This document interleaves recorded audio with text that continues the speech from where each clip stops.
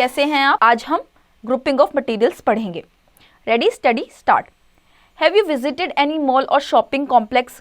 Can you imagine how salesman find things so quickly in such a big shopping complex?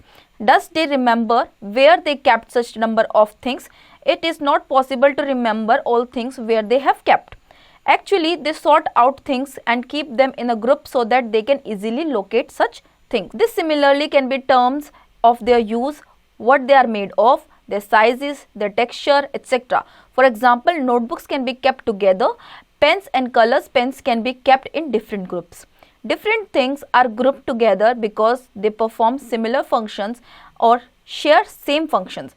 Similarly, groups are shown below. Name each group. ये आप खुद से करेंगे. Concepts to know.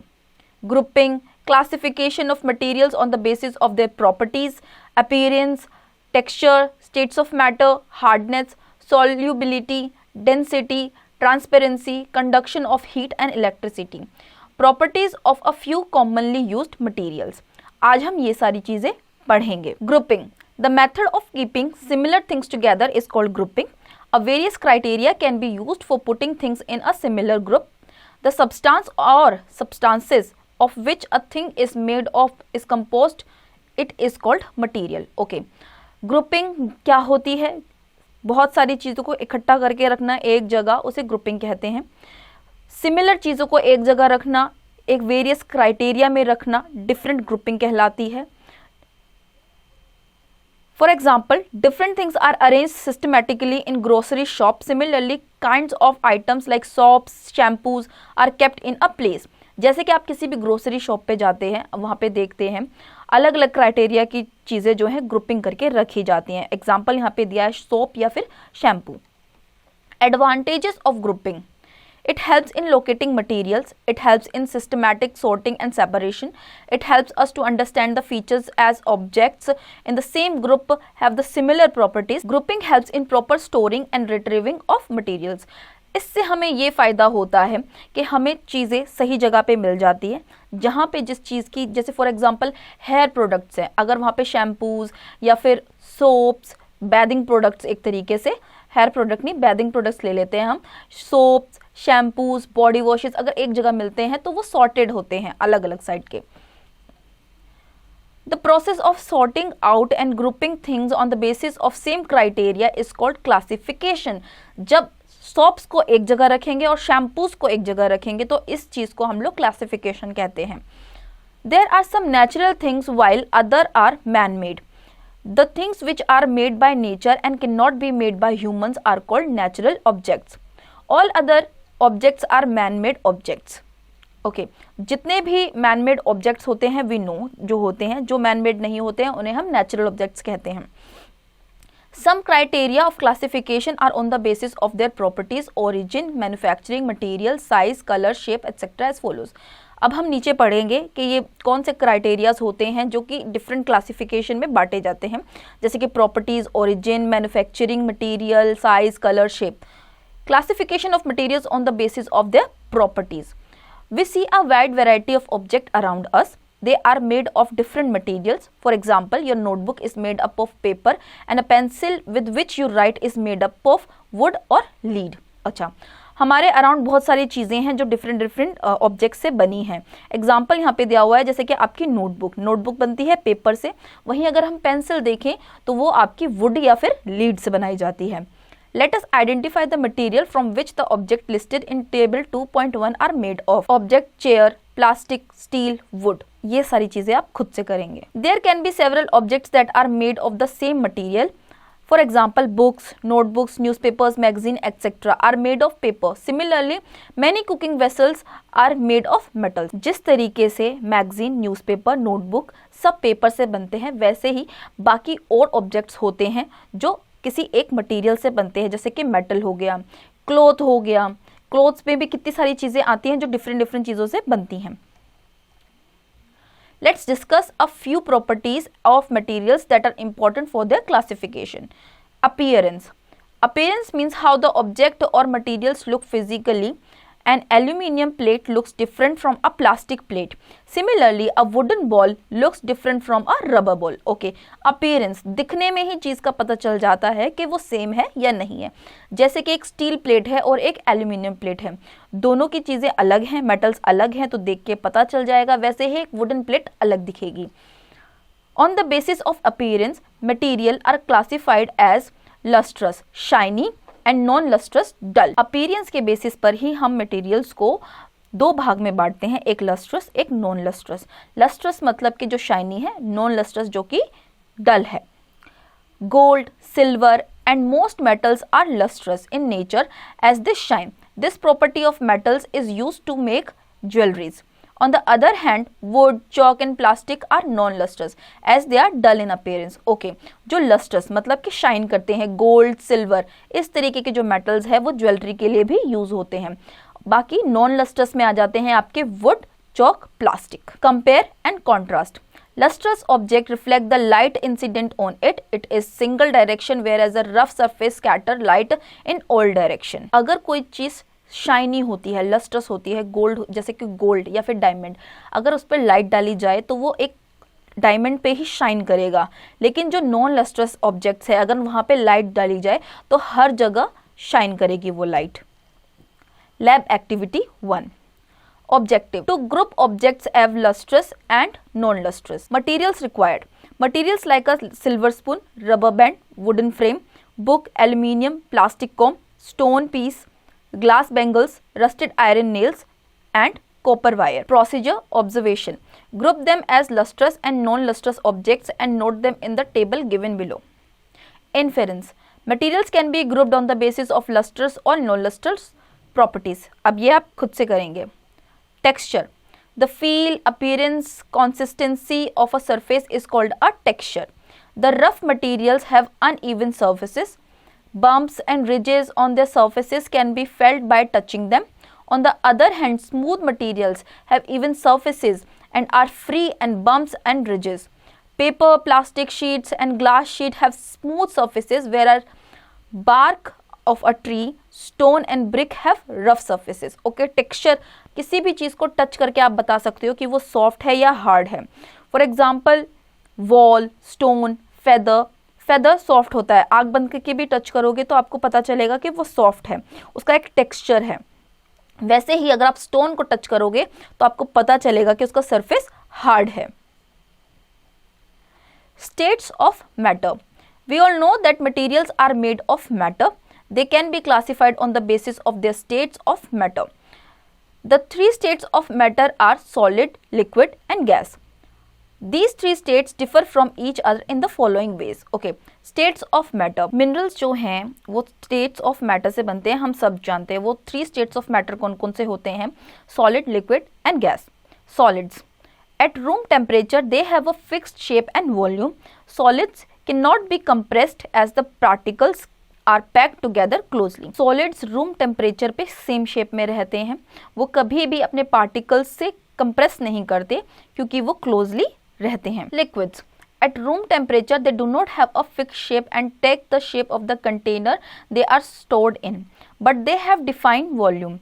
Liquids can be compressed to a small extent as particles are less tightly packed. Okay, room temperature पे वो fix shape में ही होते हैं, ठीक है. लिक्विड्स जो होते हैं फिक्स शेप में होते हैं रूम टेम्परेचर पे, उन्हें जिस भी शेप के कंटेनर में आप डालेंगे लिक्विड्स को वो उसी की शेप ले लेते हैं. Gases at room temperature they have neither fixed shape nor a fixed volume. Gases are highly compressible as the particles are loosely packed. Room temperature पे गैसेस ना तो फिक्स्ड शेप में होती है ना ही फिक्स्ड वॉल्यूम में होती हैं. ये हाईली कंप्रेसिबल होती हैं क्योंकि ये लूजली पैक्ड होती हैं. Hardness. Materials can also be classified as hard and soft. Hard materials can not be cut easily and are difficult to compress. Soft materials can be cut and compress easily. Okay, hardness के बारे में अगर हम पढ़ें तो ऐसे materials जो कि हार्ड होते हैं या सॉफ्ट होते हैं, हार्ड मटेरियल्स को हम इजीली ना तो कट कर सकते हैं ना ही कंप्रेस कर सकते हैं. उसी तरीके से सॉफ्ट मटेरियल को हम इजीली कट भी कर सकते हैं और कंप्रेस भी कर सकते हैं. For example a brick can not be pressed.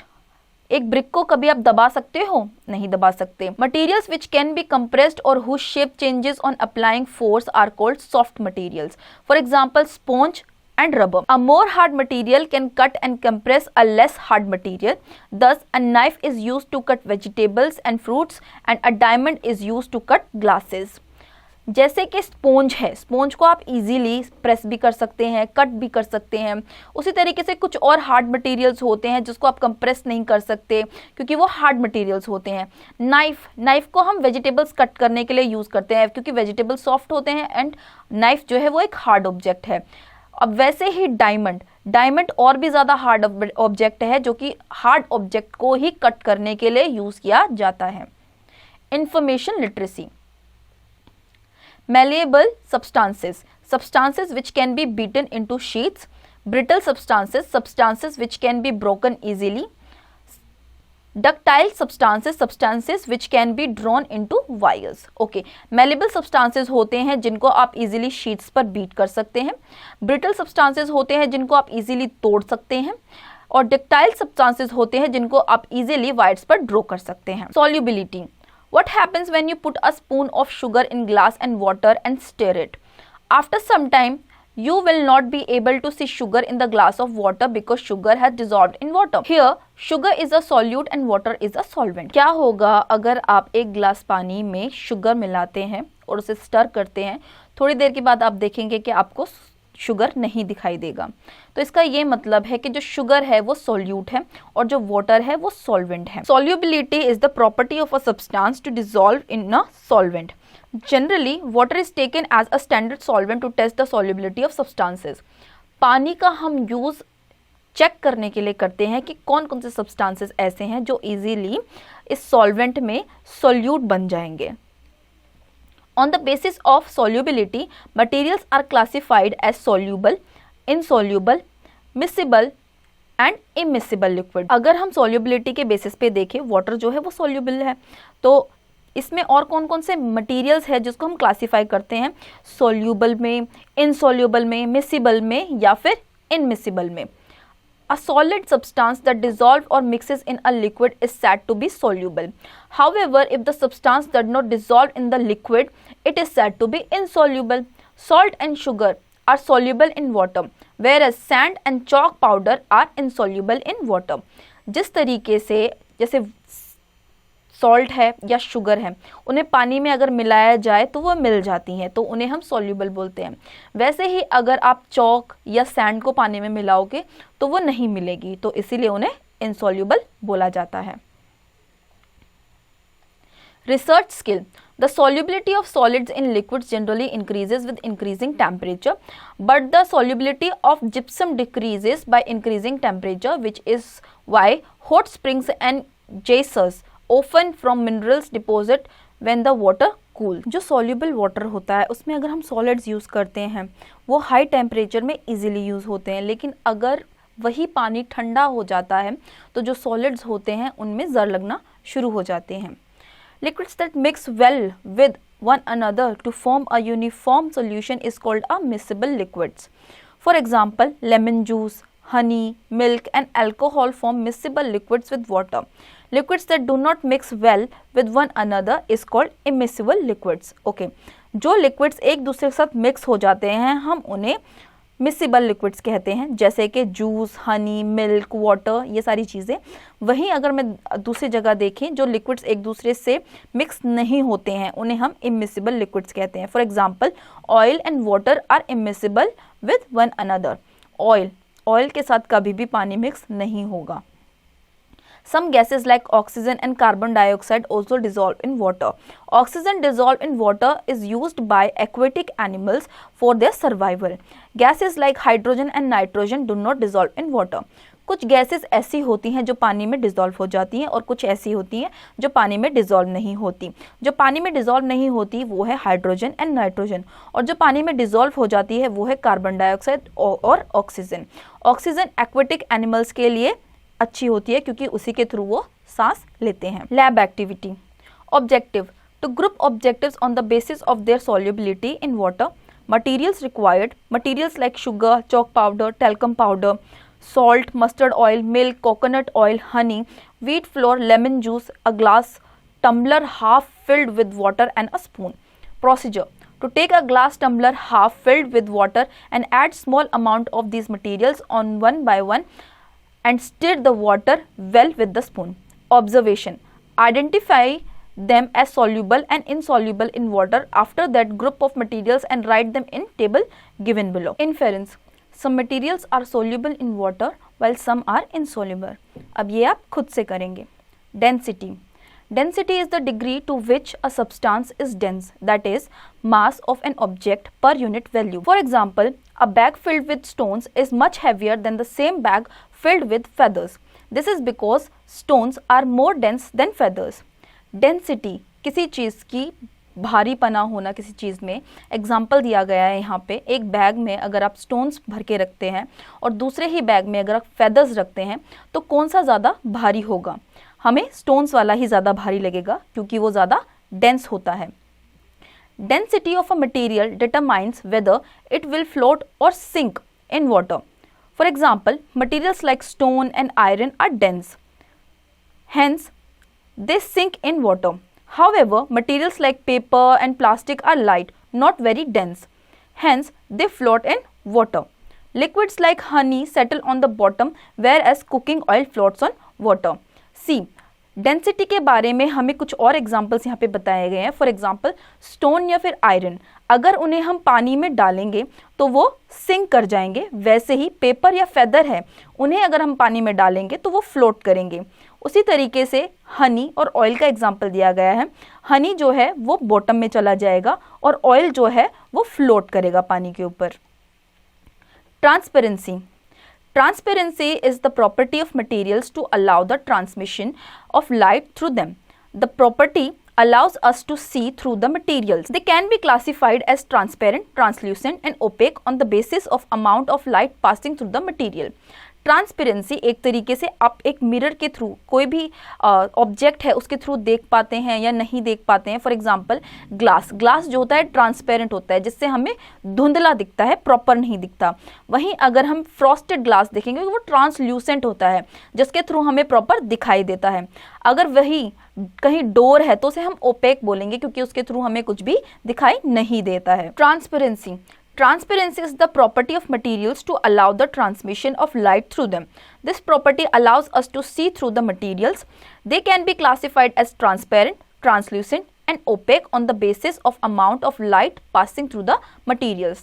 Transparency मतलब कि जैसे कि opaque, transparent या translucent. Opaque मतलब कि जिसके थ्रू आप नहीं देख सकते, ट्रांसपेरेंट जिसके थ्रू आप देख सकते हो एंड ट्रांसलूसेंट जिसके थ्रू आप धुंधला धुंधला देख सकते हो. Transparent materials. Materials that allow light to pass through the completely. We can see through them. For example, plain glass, air and water are transparent materials. जिनके थ्रू हम easily देख सकते हैं और clear देख सकते हैं, उन्हें हम transparent materials कहते हैं. उनके examples है plain glass, air, water. Translucent materials. Materials that allow only partial passage of light through them. We can see blur pictures through these materials. For example, butter paper, wet muslin cloth and frosted glass are translucent in nature. Translucent वो होते हैं जिनके through आप धुंधला देख सकते हो, proper light pass नहीं करती है. उनके एग्जाम्पल्स हैं butter paper, muslin cloth. Opaque objects. Materials that do not allow light to pass through them. We cannot see through these materials. For example, wood, brick wall, metal sheet and notebook etc. are opaque in nature. वो objects जिनके through आप कुछ भी नहीं देख सकते हैं उन्हें ओपेक मटेरियल्स कहते हैं. उनके एग्जाम्पल्स है wood, brick wall, metal sheet या फिर notebook. Lab activity 3. Objective. To know the transparency of an object, materials required a book, butter paper, glass slab and a table. Procedure. Check the transparency of this object by placing your hand behind each object on the table. Look through them. Observation. Record your observation in the table. Inference. Some objects are transparent, some are translucent and some are opaque objects. ये आप खुद से करेंगे. Conduction of heat and electricity. Movement of heat or electricity through a material is called conduction. Material that allow heat to flow through them is called good conductors of heat. अगर किसी भी heat या electricity की movement हो रही है किसी material के थ्रू, उसे हम कंडक्शन कहते हैं, और इलेक्ट्रिसिटी अगर मूव कर पा रही है तो उसे हम गुड कंडक्टर कहते हैं. For example, metals like iron and aluminium are good conductors of heat. Heat के जो गुड कंडक्टर्स हैं वो है iron and aluminium. Materials that do not allow heat to flow through them are bad conductors of heat, also known as insulators of heat. वो materials जिनके through heat पास नहीं करती उन्हें हम इंसुलेटर्स कहते हैं और वो बैड कंडक्टर्स होते हैं हीट के. For example, wood, plastic and glass are insulators of heat. Properties of few commonly used materials. The properties of some commonly used materials like wood, metal, plastic and glass are discussed below. जो commonly used materials है जैसे कि wood, metal, plastic, glass, इसके बारे में हम नीचे पढ़ रहे हैं. wood, hard, opaque, dull and rough. wood जो होता है hard होता है, opaque जिसके थ्रू हम नहीं देख सकते, dull है, हमने पढ़ा था ना, जो shiny होते हैं, dull होते हैं, तो ये dull में आता है, and ये rough है. ग्लास, ग्लास शाइनी होता है, ट्रांसपेरेंट होता है एंड देन हार्ड होता है. Rubber, elastic, opaque, soft. Rubber elastic होता है, खींच सकते हो, ओपेक है, इसके थ्रू देख नहीं सकते and it is soft. Stone, hard, dense, opaque, long lasting. Stone जो होता है हार्ड होता है, अगेन ओपेक, इसके थ्रू आप देख नहीं सकते एंड लॉन्ग लास्टिंग, खराब नहीं होता. Metal, shiny, smooth, opaque, high density and hard. Again इसकी डेंसिटी हाई होती है, हार्ड होता है, मेटल शाइनी होता है और स्मूथ होता है. Plastic, dull, can be smooth and rough, can be transparent, translucent और ओपेक, हार्ड और सॉफ्ट. ओके, प्लास्टिक कैसा भी हो सकता है, डल हो सकता है, स्मूथ या रफ हो सकता है, ट्रांसपेरेंट, ट्रांसल्यूसेंट या ओपेक कुछ भी हो सकता है. Iron, solid, hard, opaque, dense, magnetic property. Iron solid होता है, हार्ड होता है, ओपेक होता है, डेंस होता है और मैग्नेटिक प्रॉपर्टी होती है, चुंबक की तरह चिपक जाता है. The materials that can be attached by a magnet are called magnetic materials and those are not attached by a magnet are called non magnetic materials. वो मटेरियल्स जो मैग्नेट से अटैच हो जाते हैं उन्हें हम मैग्नेटिक मटेरियल्स कहते हैं, और वो मटेरियल्स जो मैग्नेट से अटैच नहीं होते हैं उन्हें हम नॉन मैग्नेटिक मटेरियल्स कहते हैं. Read at a glance. The process of sorting out and grouping things on the basis of some criteria is called classification. Materials can be classified on the basis of their properties like appearance, texture, states of matter, hardness, solubility, density, transparency and conduction of heat and electricity. Materials which have shine or dull appearance are said to have lustrous and non-lustrous respectively. The shape of hard materials can be changed easily but not for soft materials. A substance which mixes in liquid completely is called soluble, whereas insoluble substances do not dissolve completely. Materials which allow light to pass through them completely are transparent. Materials which allow light to pass partially are translucent. Materials those do not allow light to pass all are opaque. The degree to which a substance is dense is called density. Materials which density is more than the water sink in water and those that have a lower density float. Key terms to know: grouping, classification of object on the basis of common property. Solubility, ability to dissolve in water. Soluble, a substance that dissolves or mixes completely in a liquid. Insoluble, a substance that does not dissolve or mix in at all in a liquid. Miscible, a liquid that dissolves in water. Immiscible, a liquid that does not dissolve in water. Density, the degree to which a substance is dense. Transparent, object which allow light to pass through them. Translucent, objects which allow light to pass through them partially. Opaque, objects do not allow light to pass through them. Conduction, movement of heat or electricity through a material. Insulators, materials that do not allow heat or electricity to move through them. Luster, soft shining of an object. I hope आप लोगों को ये chapter समझ में आया होगा. अब इसकी एक्सरसाइज आप खुद से करेंगे.